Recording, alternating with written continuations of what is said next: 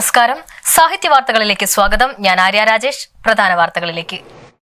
Kerala literature festival 2026 പതിപ്പ് ജനുവരി 22 മുതൽ 25 വരെയുള്ള തീയതികളിലായി കോഴിക്കോട് കടൽ തീരത്ത് വിപുലമായി അരങ്ങേറി. പ്രശസ്ത അന്താരാഷ്ട്ര അതിഥിയായ സുനിത വില്യംസ് അടക്കമുള്ള പ്രമുഖരുടെ സാന്നിധ്യം ഫെസ്റ്റിവലിന്റെ മാറ്റുകൂട്ടി. തിരുവനന്തപുരം നിയമസഭാ സമുച്ചയത്തിൽ നടന്ന കേരള നിയമസഭാ അന്താരാഷ്ട്ര പുസ്തകോത്സവം 2026 ശ്രദ്ധേയമായ ജനപങ്കാളിത്തത്തോടെ സമാപിച്ചു. സാഹിത്യവും ജനാധിപത്യ മൂല്യങ്ങളും ഒരുമിപ്പിച്ച് ജനുവരി 7 മുതൽ 13 വരെയാണ് ഈ മഹോത്സവം സംഘടിപ്പിച്ചത്. 2025 പ്രധാന സാഹിത്യ പുരസ്കാരങ്ങൾ പ്രഖ്യാപിച്ചു. കേന്ദ്ര സാഹിത്യ അക്കാദമി അവാർഡിന് എൻ പ്രഭാകരൻ, വയലാർ അവാർഡിന് ഇ സന്തോഷ് കുമാർ, എഴുത്തച്ഛൻ പുരസ്കാരത്തിന് KG ശങ്കരപിള്ള എന്നിവർ അർഹരായി. 2024 കേരള സാഹിത്യ അക്കാദമി അവാർഡുകൾ പ്രഖ്യാപിച്ചു. GR ഇന്ദുഗോപന്റെ ആനോ, അനിത തമ്പിയുടെ മുരിങ്ങ വാഴ കറിവേപ്പ്, വി ഷിനിലാലിന്റെ ഗരിസപ്പ അരുവി അഥവാ ഒരു ജലയാത്ര എന്നിവ പ്രധാന അവാർഡുകൾ നേടി. വാർത്തകൾ വിശദമായി. കേരള ലിറ്ററേച്ചർ ഫെസ്റ്റിവൽ 2026 പതിപ്പ് ജനുവരി 22 മുതൽ 25 വരെയുള്ള തീയതികളിലായി കോഴിക്കോട് കടൽ തീരത്ത് വിപുലമായി അരങ്ങേറി. പ്രശസ്ത അന്താരാഷ്ട്ര അതിഥിയായ സുനിത വില്യംസ് അടക്കമുള്ള പ്രമുഖരുടെ സാന്നിധ്യം ഫെസ്റ്റിവലിന്റെ മാറ്റുകൂട്ടി. കോഴിക്കോട് ബീച്ചിനെ വേദിയാക്കി ജനുവരി 22 മുതൽ 4 ദിവസങ്ങളിലായി നടന്ന കേരള ലിറ്ററേച്ചർ ഫെസ്റ്റിവലിൽ ഇന്ത്യയിലെയും വിദേശത്തെയും പ്രമുഖ എഴുത്തുകാരും ചിന്തകരും പങ്കെടുത്തു. സുനിത വില്യംസ് തന്റെ അനുഭവങ്ങൾ പങ്കുവച്ചത് പ്രേക്ഷക ശ്രദ്ധ പിടിച്ചുപറ്റി. സാഹിത്യം, രാഷ്ട്രീയം, സിനിമ, കല, സാമൂഹിക വിഷയങ്ങൾ തുടങ്ങിയവയെ ആസ്പദമാക്കി പാനൽ ചർച്ചകളും സംവാദങ്ങളും നടന്നു. വിവിധ ഭാഷകളിലെ പുസ്തക പ്രകാശനങ്ങളും കവിസംഗമങ്ങളും ഈ വേദിയെ സജീവമാക്കി. യുവ എഴുത്തുകാർക്ക് പ്രത്യേക സെഷനുകളും സംഘടിപ്പിച്ചതോടെ പുതിയ തലമുറയുടെ സാന്നിധ്യവും ശ്രദ്ധേയമായി. ആയിരക്കണക്കിന് ആളുകൾ ദിവസേന പങ്കെടുത്ത ഫെസ്റ്റിവൽ കേരളത്തിന്റെ സാഹിത്യ പൈതൃകത്തെ ആഗോളതലത്തിൽ ഉയർത്തിക്കാട്ടിയതായി സംഘാടകർ അറിയിച്ചു. തിരുവനന്തപുരം നിയമസഭാ സമുച്ചയത്തിൽ നടന്ന കേരള നിയമസഭാ അന്താരാഷ്ട്ര പുസ്തകോത്സവം 2026 ശ്രദ്ധേയമായ ജനപങ്കാളിത്തത്തോടെ സമാപിച്ചു.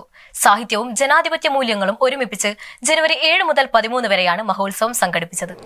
ഒരു വാരം നീണ്ടുനിന്ന കേരള ലെജിസ്ലേച്ചർ ഇന്റർനാഷണൽ ബുക്ക് ഫെസ്റ്റിവലിന്റെ 4ാം പതിപ്പിൽ രാജ്യത്തിനകത്തും പുറത്തുമുള്ള പ്രമുഖ എഴുത്തുകാരും ചിന്തകരും പങ്കെടുത്തു. 200-ലധികം പ്രസാധകരുടെ 100 കണക്കിന് സ്റ്റാളുകൾ ഒരുക്കിയിരുന്ന മേളയിൽ പുസ്തക പ്രകാശനങ്ങൾ, സാഹിത്യ സംവാദങ്ങൾ, എഴുത്തുകാരുമായുള്ള കൂടിക്കാഴ്ചകൾ, വിദ്യാർത്ഥികളുമായുള്ള പ്രത്യേക പരിപാടികൾ എന്നിവ നടന്നു.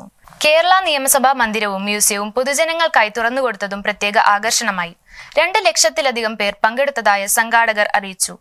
സാഹിത്യം, സംസ്കാരം, ജനാധിപത്യം എന്നിവയെ ഒരേ വേദിയിൽ ചേർത്തു നിർത്തിയ ഈ പുസ്തകോത്സവം കേരളത്തിന്റെ സാംസ്കാരിക കലണ്ടറിലെ പ്രധാന പരിപാടികളിലൊന്നായി മാറിയിരിക്കുകയാണ്. 2025 പ്രധാന സാഹിത്യ പുരസ്കാരങ്ങൾ പ്രഖ്യാപിച്ചു.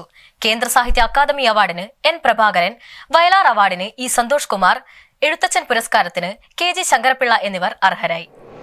ഇന്ത്യയിലെ ഏറ്റവും പ്രധാനപ്പെട്ട സാഹിത്യ ബഹുമതികളിൽ ഒന്നായ കേന്ദ്ര സാഹിത്യ അക്കാദമി പുരസ്കാരം എൻ പ്രഭാകരൻ സ്വന്തമാക്കി.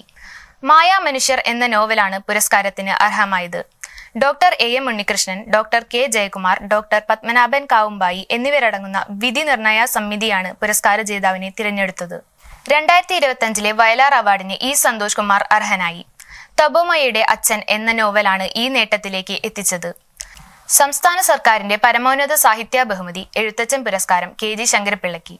കവിതയുടെ ഭാഷയിലും രൂപത്തിലും ഭാവത്തിലും പുതുവഴി സൃഷ്ടിച്ച KGSന്റെ സമഗ്ര സംഭാവന കണക്കിലെടുത്താണ് 5 ലക്ഷം രൂപയും പ്രശസ്തി പത്രവും ഫലകവും ഉൾപ്പെടുന്ന പുരസ്കാരം നൽകിയത്. 2024 കേരള സാഹിത്യ അക്കാദമി അവാർഡുകൾ പ്രഖ്യാപിച്ചു. GR ഇന്ദുഗോപന്റെ ആനോ, അനിത തമ്പിയുടെ മുരിങ്ങ വാഴ കറിവേപ്പ്, വി ഷിനിലാലിന്റെ ഗരിസപ്പ അരുവി അഥവാ ഒരു ജലയാത്ര എന്നിവ പ്രധാന അവാർഡുകൾ നേടി. 2024 കേരള സാഹിത്യ അക്കാദമി അവാർഡുകൾ പ്രഖ്യാപിച്ചപ്പോൾ വിവിധ സാഹിത്യ ശാഖകളിലെ ശ്രദ്ധേയമായ കൃതികൾക്ക് അംഗീകാരം ലഭിച്ചു. നോവൽ വിഭാഗത്തിൽ GR ഇന്ദുഗോപന്റെ ആനോ ശ്രദ്ധേയമായ അവതരണ ശൈലിയും ഉള്ളടക്കവും കൊണ്ട് ശ്രദ്ധേയമായി. കവിതാ വിഭാഗത്തിൽ അനിത തമ്പിയുടെ മുരിങ്ങ വാഴ കറിവേപ്പ് സമകാലിക വികാരങ്ങളെ നൂതന ഭാഷയിൽ അവതരിപ്പിച്ചതിനാണ് പുരസ്കാരം നേടിയത്. ചെറുകഥാ വിഭാഗത്തിൽ വി ഷിനിലാലിയുടെ ഗരിസപ്പ അരുവി അഥവാ ഒരു ജലയാത്ര ജീവിതത്തിന്റെ സങ്കീർണതകളെ സൂക്ഷ്മമായി അവതരിപ്പിച്ചതിനാൽ അംഗീകാരം നേടി. ഇതോടെ മലയാള സാഹിത്യ രംഗത്ത് പുതുമയും ആഴവുമുള്ള സൃഷ്ടികൾക്ക് പ്രോത്സാഹനം നൽകുന്ന അക്കാദമിയുടെ നിലപാട് വീണ്ടും വ്യക്തമായി. ഇനി പുസ്തകലോകത്തിലേക്ക്. സന്തോഷ് ഏച്ചിക്കാനത്തിന്റെ ആദ്യ നോവൽ മാതംഗലീല മാതൃഭൂമി ബുക്സ് പ്രസിദ്ധീകരിച്ചു.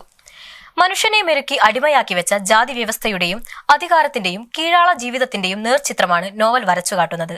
70കളിലെ തീവ്ര രാഷ്ട്രീയവും പ്രണയവും പ്രതികാരവുമെല്ലാം ഇടകലർന്ന ഒരു അപൂർവ രചനയാണിത്. ജോസഫ് അന്നക്കുട്ടി ജോസ് രചിച്ച ആരും കാണാത്ത യുദ്ധങ്ങൾ മാതൃഭൂമി ബുക്സ് പ്രസിദ്ധീകരിച്ചു. ജീവിതത്തിൽ വലിയ പ്രതിസന്ധികളെയും മാനസിക സംഘർഷങ്ങളെയും അതിജീവിച്ച സാധാരണക്കാരായ കുറെ മനുഷ്യരുടെ ജീവിത കഥകളാണ് ഈ പുസ്തകത്തിലുള്ളത്. വിജയിക്കാൻ വേണ്ടി മാത്രം ഓടുന്നവരുടെ കഥകളല്ല, മറിച്ച് തോറ്റുപോകുമായിരുന്ന സന്ദർഭങ്ങളിൽ സ്വന്തം ജീവിതത്തോട് പടവെട്ടി പിടിച്ചു നിന്നവരുടെ അനുഭവങ്ങളാണ് ഇതിൽ പങ്കുവയ്ക്കുന്നത്. ബാബു അബ്രഹാമിന്റെ കമ്പിളിക്കണ്ടത്തെ കൽഭരണികൾ മാതൃഭൂമി ബുക്സ് പ്രസിദ്ധീകരിച്ചു. ഗ്രാമീണ ജീവിതത്തെയും മനുഷ്യബന്ധങ്ങളെയും സൂക്ഷ്മമായി വരച്ചുകാട്ടുന്ന രചനയാണിത്.